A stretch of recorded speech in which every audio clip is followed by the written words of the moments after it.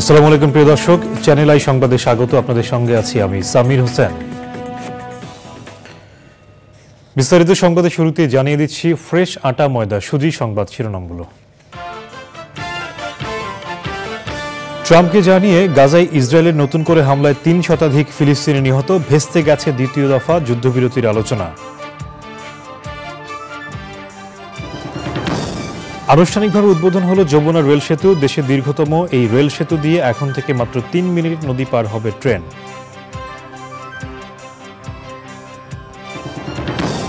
বরগুনায় ধর্ষণের শিকার শিশুকে নিরাপত্তা দিতে হাইকোর্টের নির্দেশ। মাগুরার ঘটনায় মৃত শিশুর বড় বোনকে সুরক্ষা দেওয়ার আদেশ।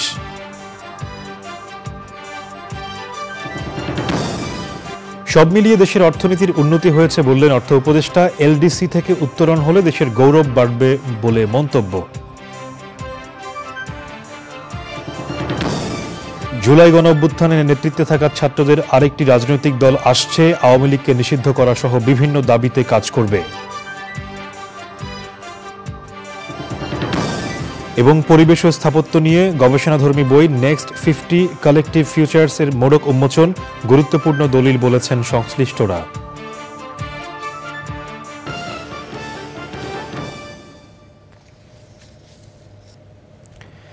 সংবাদ শিরোনামগুলো জানাচ্ছিলাম। এখনকার এই সংবাদ আয়োজন একই সঙ্গে চ্যানেল আইয়ের ইউটিউব চ্যানেল এবং চ্যানেল আইয়ের ওটিটি প্ল্যাটফর্ম আই স্ক্রিনে লাইভ স্ট্রিম হচ্ছে।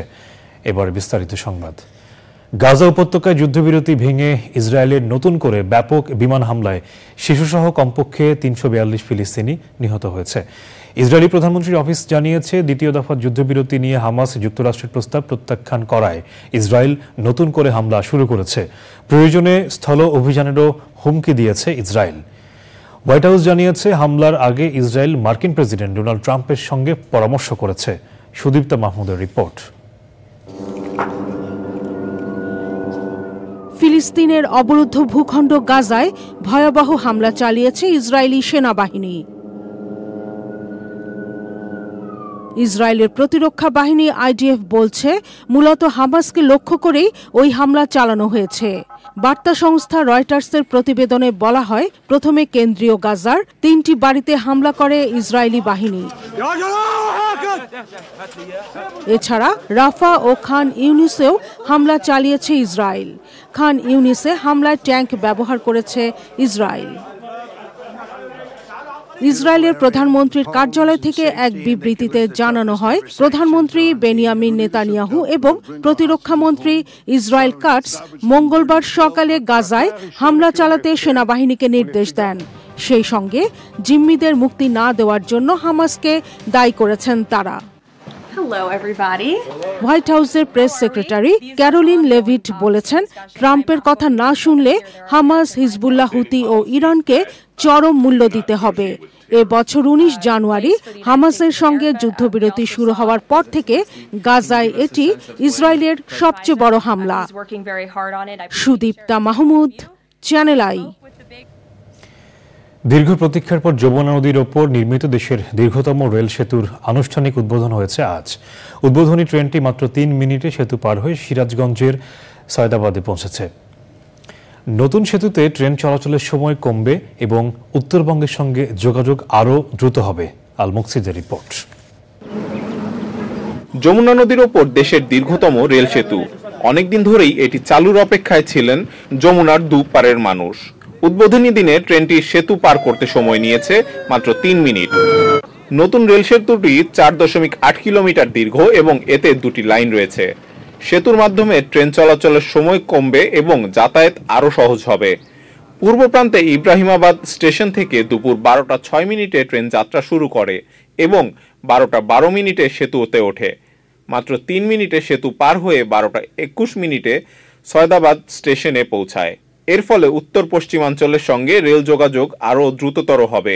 দক্ষিণবঙ্গ থেকে উত্তরবঙ্গে, আবার একই অর্থে ঢাকা থেকে উত্তরবঙ্গে আমাদের রেল যোগাযোগের ক্ষেত্রে একটা নতুন দ্বার উন্মোচিত হবে এবং এই সুবিধা আমরা রেলের আয় বর্ধন কাজে আসলে ব্যবহৃত হবে। কারণ আপনারা জানেন যে এখান দিয়ে কোনো কন্টেনার ট্রেন বা ফ্রেট ট্রেন বা গুডস ট্রেন বা কোনো ভারী কনসাইনমেন্ট কিন্তু আমরা পরিবহন করতে পারতাম না যমুনা বহুমুখী সেতুর যে রেল লিঙ্ক দিয়ে।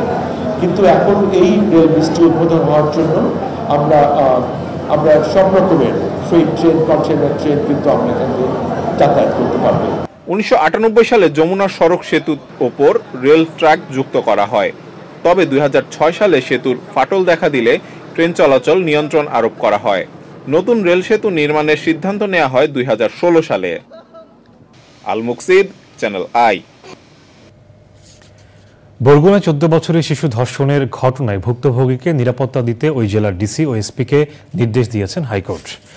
একসাথে ভুক্তভোগীর নাম ও ছবি কেউ যাতে প্রকাশ না করে সে বিষয়ে গণসচেতনতা বাড়াতে তথ্য মন্ত্রণালয় সহ সংশ্লিষ্টদের বলেছেন আদালত। এক রিট আবেদনের শুনানি শেষে ওই আদেশ দেন বিচারপতি ফারাহ মাহবুব ও বিচারপতি দেবাশিস রায়চৌধুরীর বেঞ্চ। অপর এক আবেদনের পরিপ্রেক্ষিতে মাগুরায় ধর্ষণের ঘটনায় মৃত শিশুর বড় বোনকে নিরাপত্তা দিতেও ডিসি ও এসপিকে নির্দেশ দেওয়া হয়েছে। আইনজীবী হামিদুল মেজবা জানিয়েছেন, শিশুদের নাম ঠিকানা প্রকাশ নিয়ে একটি গাইডলাইন দিয়ে দেবেন হাইকোর্ট। অর্থ উপদেষ্টা ডক্টর সালেউদ্দিন আহমেদ বলেছেন, স্বল্প উন্নত থেকে উন্নয়নশীল দেশে উত্তরণ হলে দেশের গৌরব বাড়বে। ক্রয় এবং অর্থনৈতিক বিষয় সংক্রান্ত উপদেষ্টা কমিটির বৈঠক শেষে তিনি এ মন্তব্য করেন।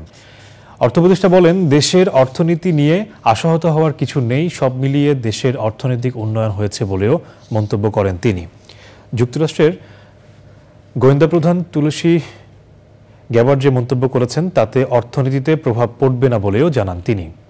বৈঠকে 50,000 মেট্রিক টন বাসমতি চাল, 10,000 মেট্রিক টন মসুর ডাল, 11 লাখ লিটার রাইস ব্র্যান্ড তেল এবং 2 কার্গো LNG কেনার প্রস্তাবে অনুমোদন দেয়া হয়। আমরা যাই বলি, বাংলাদেশের পারফরমেন্স তো ওভারঅল সন্তোষজনক। অনেক কিছু ভুল ত্রুটি আছে তার মধ্যে। ইউএন রিপোর্টেড আমাকে বলেছে যে তোমরা যদি করো অন্য একটু সাহস পাবে, আর আমাদেরও কিন্তু একটু গৌরবটা বাড়বে। হয়তো কিছু কিছু জিনিস প্রিপারেশন লাগবে, তারপরে ইট হ্যাজ বিন, আমরা প্রিপারেশন যাচ্ছি, 2026-এর দিকে যাচ্ছি। যদি মনে করি ইনসারমাউন্টেবল কোনো কিছু সমস্যা একেবারে সমাধান করা যাবে না বা যাওয়ার পর আরো প্রকট হবে, তখন আমরা হয়তো। বাংলাদেশিদের জন্য ওমরা ভিসা বন্ধ করা হয়নি বলে জানিয়েছেন ধর্ম উপদেষ্টা আফম খালিদ হোসেন। সচিবালয় সংবাদ সম্মেলনে ধর্ম উপদেষ্টা জানান, ঢাকায় নিযুক্ত সৌদি রাষ্ট্রদূত তাকে বিষয়টি নিশ্চিত করেছেন। হজ এজেন্সি অব বাংলাদেশ হাবের পক্ষ থেকে জানানো হয়েছে, ভিসা দেয়া হচ্ছে, তবে সংখ্যায় খুবই কম। 100 জনে 1-2জনকে ভিসা দেয়া হচ্ছে। রমজান মাসে কোটা পূরণ হয়ে যাওয়ায় এই সংকট তৈরি হয়েছে বলে জানানো হয়। এক প্রশ্নের জবাবে উপদেষ্টা বলেন, মাজারে হামলা হচ্ছে, ধর্মীয় মব বিষয়ে সরকার সজাগ আছে। হিজবুত তাহরীর সদস্য সহ অন্যদের দমনে ব্যবস্থা নেওয়া হচ্ছে বলেও জানান ধর্ম উপদেষ্টা।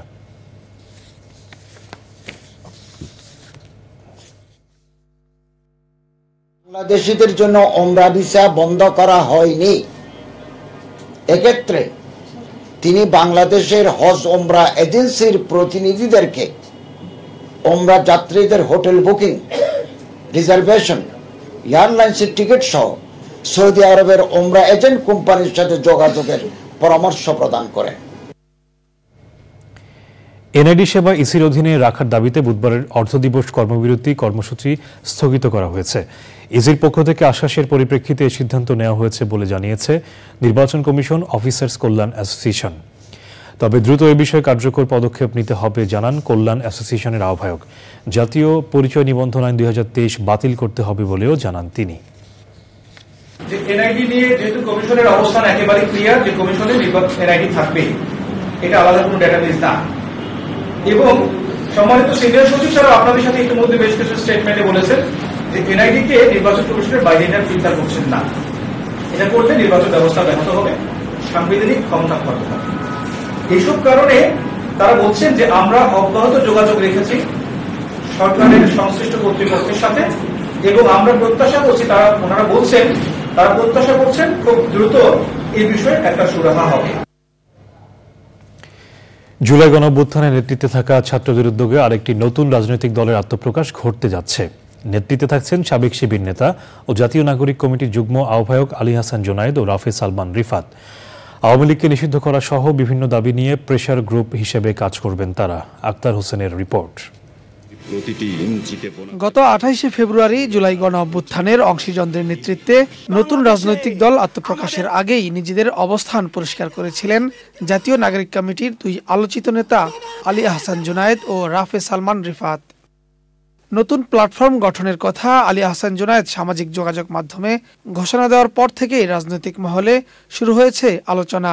জুনায়েদ জানান, জুলাই গণ অভ্যুত্থানের দাবিগুলো বাস্তবায়ন করতেই এই প্ল্যাটফর্ম গঠনের উদ্যোগ তাদের। স্পষ্টতই খেয়াল করতেছে যে গণহত্যার বিচারের যে দাবি এবং ফ্যাসিবাদী দল হিসেবে আওয়ামী লীগের নিষিদ্ধ করা নিয়ে সকলের মধ্যেই এই জায়গাগুলোতে দাবিটা গৌণ হয়ে আসছে এবং হলো ফোকাস পয়েন্টটা হয়ে গেছে হলো আরও 10টার মধ্যে এটা একটা।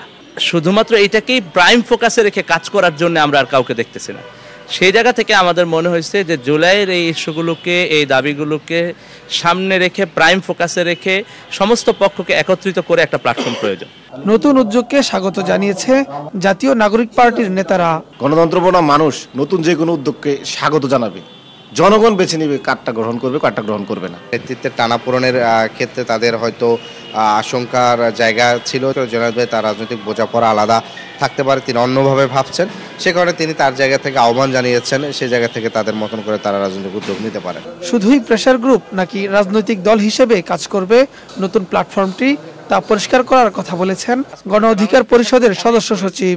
আমি মনে করি তাদের উচিত হবে একটি দল যদি করতে চাই সরাসরি আসলে দলের ঘোষণা করা। আমরা মনে করি নতুন নতুন যত রাজনৈতিক দল আসবে তরুণরা কিন্তু রাজনীতি করার সুযোগটা পাবে। জুলাই গণ অভ্যুত্থানে শহীদ ও আহতদের স্বীকৃতি ও সম্মান, আওয়ামী লীগের বিচার, ফ্যাসিবাদী কাঠামোর বিলোপ এবং দুর্নীতিমুক্ত সমাজ প্রতিষ্ঠার লক্ষ্যেই কাজ করবেন বলে জানান নতুন দলের উদ্যোক্তারা। Akhtar Hossain, channel I, Dhaka. পরিবেশ ও স্থাপত্য নিয়ে গবেষণাধর্মী বই নেক্সট 50 কালেকটিভ ফিউচার্স বাংলাদেশের ভবিষ্যৎ গঠনে একটি গুরুত্বপূর্ণ দলিল বলেছেন স্থাপত্য খাতের পেশাজীবী ও গবেষকরা। ব্র্যাক বিশ্ববিদ্যালয় মিলনায়তনে শাহ সিমেন্টের সহযোগিতায় বইয়ের মোড়ক উন্মোচন অনুষ্ঠানে যোগ দেন দেশের স্বনামধন্য স্থপতি, নগর পরিকল্পনাবিদ ও গবেষকরা। বইটি নির্ধারণ ও বাস্তবতায় প্রভাব ফেলবে বলে আশা করছেন আলোচকরা। লায়লা নওশিনের রিপোর্ট। দেশ এবং দেশের বাইরে পৃথিবীর বিভিন্ন প্রান্তে অবস্থানরত 81 জন শিক্ষক ও গবেষকের হাতে দেশের ভবিষ্যৎ গঠনের এক গুরুত্বপূর্ণ অধ্যায়ের সূচনা। ব্র্যাক বিশ্ববিদ্যালয় মিলনায়তনে এদেশের নির্মিত পরিবেশ বা বিল্ট এনভায়রনমেন্ট নিয়ে সম্ভাবনাময় গবেষণাধর্মী বই নেক্সট 50 কালেকটিভ ফিউচার্স এর মোড়ক উন্মোচন। 9টি মূল বিষয়ের অধীনে 49টি অধ্যায়ে রচিত বইটিতে আগামী 50 বছরের নগরায়ন, অবকাঠামো, জলবায়ু সহনশীলতা, আবাসন, শাসন ব্যবস্থা ও প্রযুক্তিগত উদ্ভাবন নিয়ে বিশদ আলোচনা রয়েছে বলে জানান আলোচকরা। It looks into the future of civilization, inclusivity, culture, all blended together. That is what I felt is the beauty of this particular book. From their information, from their research, এগুলোর থেকে যুক্তিসম্মতভাবে বলেছেন। হ্যাঁ, তো এটার মধ্যে যেটা আছে যে একটা ভালো ভবিষ্যৎ দেখার একটা দৃষ্টিভঙ্গি এখানে আছে। সব নতুন লেখক লেখিকা, নতুন রিসার্চার খুব সুন্দর কাজ করেছেন এবং আমাদেরকে আরও ভাবিয়েছেন, তারাও ভাবছেন। তো আমি মনে করি সবাই মিলে আমরা সুন্দর শহর করতে পারবো, সুন্দর গ্রামও করতে পারবো। অনেকগুলো জিনিস তারা আইডেন্টিফাই করেছেন যেগুলো হয়তো আমরা আগে খেয়াল করিনি, কিন্তু অথচ যেগুলো কিনা খুবই জরুরি আমাদের জন্য। আমরা আশা করছি যে এই বইটা যারা কিনা পরিবেশ নিয়ে কাজ করেন, যে কোনো প্রফেশনের হতে পারে, স্থপতি হতে পারেন, ল্যান্ডস্কেপ আর্কিটেক্ট হতে পারেন, ডেভেলপ এজেন্সিতে যারা আছেন, তারা এই বইটা কাজে লাগাবেন। নীতি নির্ধারক, পেশাজীবী ও সাধারণ পাঠকদের জন্য সহজ ভাষায় লেখা বইটি গবেষণা ও পেশাগত বিভিন্ন ক্ষেত্রে সেতুবন্ধন তৈরি করবে বলে জানান লেখক ও সম্পাদকরা।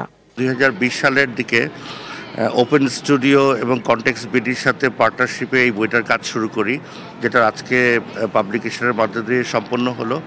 এখানে বাংলাদেশি আর্কিটেক্ট যারা বিদেশে অনেক প্রতিষ্ঠিত এবং একাডেমিতে আছেন, তাদের সব ডিস্টিল লার্নিং বাংলাদেশের জন্য একত্র করে এই বইটার মাধ্যমে উপস্থাপন করা হলো। তো আমরা চাই এই প্ল্যাটফর্মটাকে আরও এগিয়ে নিতে। এটা তো সামনের প্রজন্মের জন্য একটা অ্যাসেট হিসেবে থাকবে, তো সেই ভাবনা থেকেই আসলে আমাদের এই কাজের সাথে যুক্ত হওয়া। বইটি প্রকাশ করেছে university press limited, UPL. Laila Nowshin, channel I, Dhaka. সংবাদের এ পর্যায়ে নিচ্ছি বিরতি, আর বিরতির পর জানিয়ে ফিরছি। বিরতির পর আবারও আমন্ত্রণ। বাংলাদেশে গত কয়েক বছরে উচ্চশিক্ষার জন্য বিদেশে যাওয়া শিক্ষার্থীদের মধ্যে 16% যুক্তরাষ্ট্রে আর 12% যুক্তরাজ্যে গেছেন। বাংলাদেশ ন্যাশনাল এডুকেশন TNEর বর্তমান পরিস্থিতি ও ভবিষ্যৎ সম্ভাবনা নিয়ে গবেষণা প্রতিবেদনে এ তথ্য প্রকাশ করেছে ব্রিটিশ কাউন্সিল। মঙ্গলবার ব্রিটিশ কাউন্সিলের ফুলার রোড মিলনায়তনে প্রতিবেদনটির মূল তথ্য উপস্থাপন করেন ব্রিটিশ কাউন্সিলের দক্ষিণ এশিয়ার এডুকেশন ডিরেক্টর সালভাদর কারজাবাল লোপেজ। অনুষ্ঠানে বাংলাদেশে নিযুক্ত ব্রিটিশ হাইকমিশনার সারা কুক, বিশ্ববিদ্যালয় মঞ্জুরি কমিশনের চেয়ারম্যান অধ্যাপক ডক্টর SMA ফায়েজ ও ব্রিটিশ কাউন্সিল বাংলাদেশের কান্ট্রি ডিরেক্টর স্টিফেন ফোর্বস।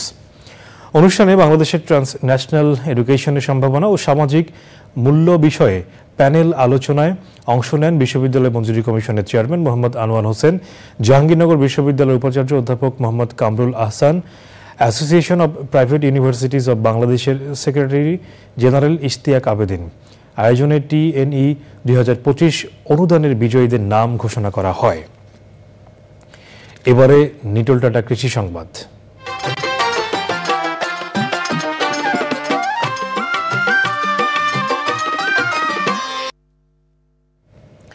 হাওর রক্ষা বাঁধের কাজের নির্ধারিত সময় শেষ হলেও এখনও শেষ হয়নি শতভাগ কাজ। এতে দুশ্চিন্তায় রয়ে গেছে হাওর পাড়ের লক্ষাধিক কৃষক পরিবার। এছাড়াও বালু দিয়ে বাঁধ নির্মাণের অভিযোগও রয়েছে।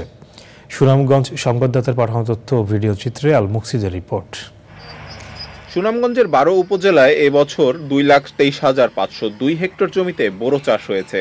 এসব ফসল অকাল বন্যার কবল থেকে রক্ষার জন্য 127 কোটি টাকা ব্যয়ে 687টি প্রকল্প বাস্তবায়ন কমিটির মাধ্যমে অস্থায়ী বাঁধ নির্মাণ হচ্ছে। নির্দেশনা অনুযায়ী 15 ডিসেম্বর কাজ শুরু করে 28 ফেব্রুয়ারির মধ্যে এসব অস্থায়ী বাঁধের কাজ শেষ করার কথা। কাজটা এখন পর্যন্ত শেষ হয়েছে না, অন্তত আর 15-20 দিন যাইব কাজ শেষ করতে। দুবলা লাগানো হয়েছে না, রাস্তা মিল হয়েছে না, আর মাটিটা দিলে সবচেয়ে সুন্দর শক্ত হবে। কাজ বাকি রয়েছে, বহুত কাজ বাকি রয়েছে। বালু মাটি তো এটা লেদার দিয়ে মাটি তুলছে গাংশ, অনেক বাদ দিয়েছে, বাদ দিয়ে জ্বালা সাথে মাটি আছে।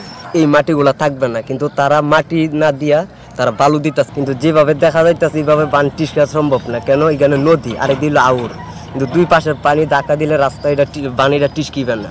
সংশ্লিষ্টরা জানান ইতোমধ্যেই ফসল রক্ষার বাঁধের 90% কাজ শেষ হয়েছে। অগ্রগতি 90% এবং আমাদের যে ক্লোজগুলো রয়েছে তার গড় অগ্রগতি, মাটি ফলানোর গড় অগ্রগতি 95%। কোথাও কোথাও হয়তো এর চেয়ে কম বেশি হতে পারে, তবে আমরা এগুলো অবজারভেশন করছি। যদি কোথাও কোনো সমস্যা দেখা দেয় বা কোনো লেগিংস থাকে, সেগুলো আমরা আগামী যে 10 দিনের জন্য আমরা সময়বর্ধিতকরণের আবেদন করেছি, এর ভিতরে আশা করি এগুলো শেষ করে দেব। বোরো উৎপাদনের প্রধান জেলা সুনামগঞ্জের প্রায় 4000 কোটি টাকার ধান রক্ষায় সংশ্লিষ্টরা আন্তরিকতা বাড়াবেন, এমনটি প্রত্যাশা জেলার সকল কৃষক পরিবারের। আল মুকসিদ, চ্যানেল আই। এবারে প্রকৃতি সংবাদ।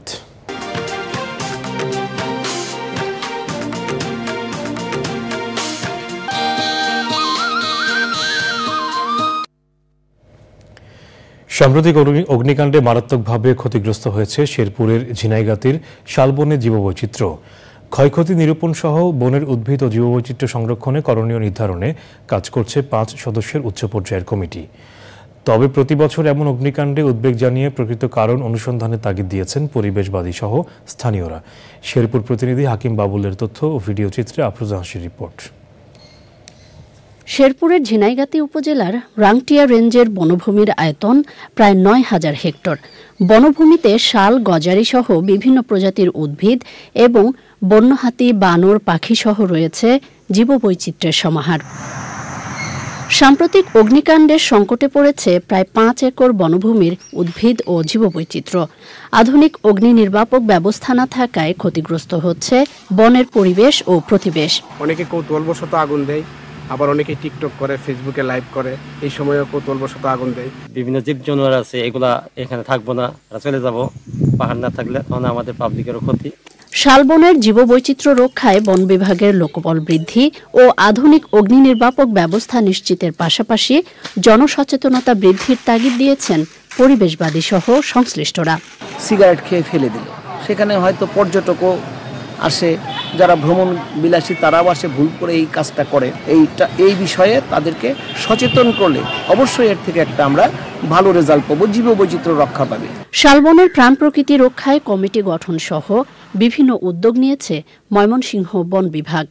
পথচারী অথবা কৃষক, শ্রমিক, পর্যটক অথবা সিগারেট ধরাইতে গিয়া তারা ডিয়ারশালায় অসাবধানতাবশত ডিয়ারশালাটা জ্বলন্ত অবস্থায় হয়তো পাতার উপরে নিক্ষেপ করে, এমত অবস্থায় এরকমের ঘটনা ঘটে। পর্যটক সহ স্থানীয়দের অসচেতনতার পাশাপাশি বনদস্যুদের অপতৎপরতায় অগ্নিকাণ্ডে প্রতি বছরই ক্ষতিগ্রস্ত হয় শালবনের উদ্ভিদ ও জীববৈচিত্র্য। পরিস্থিতি নিয়ন্ত্রণে কঠোর পদক্ষেপ গ্রহণের দাবি পরিবেশবিদদের। আফরোজা হাসি, প্রকৃতি ও জীবন ডেস্ক, চ্যানেল আই। এবারে খেলার খবর।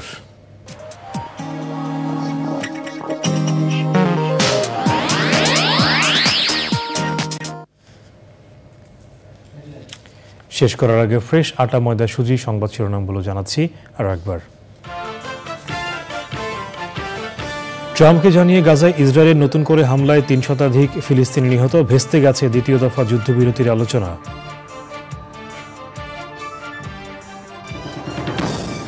আনুষ্ঠানিকভাবে উদ্বোধন হলো যমুনা রেল সেতু। দেশের দীর্ঘতম এই রেল সেতু দিয়ে এখন থেকে মাত্র ৩ মিনিটে নদী পার হবে ট্রেন।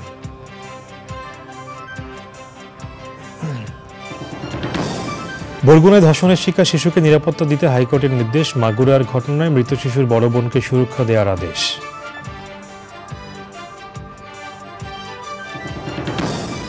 সব মিলিয়ে দেশের অর্থনীতির উন্নতি হয়েছে বললেন অর্থ উপদেষ্টা। এলডিসি থেকে উত্তরণ হলে দেশের গৌরব বাড়বে বলে মন্তব্য।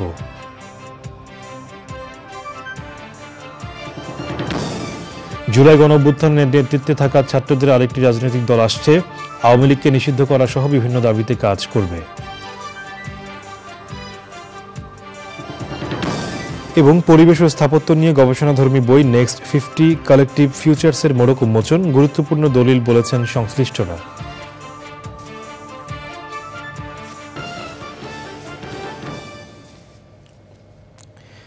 দর্শক, এখনকার সংবাদ এ পর্যন্তই। এতক্ষণ সাথে থাকার জন্য আপনাদের সকলকে ধন্যবাদ।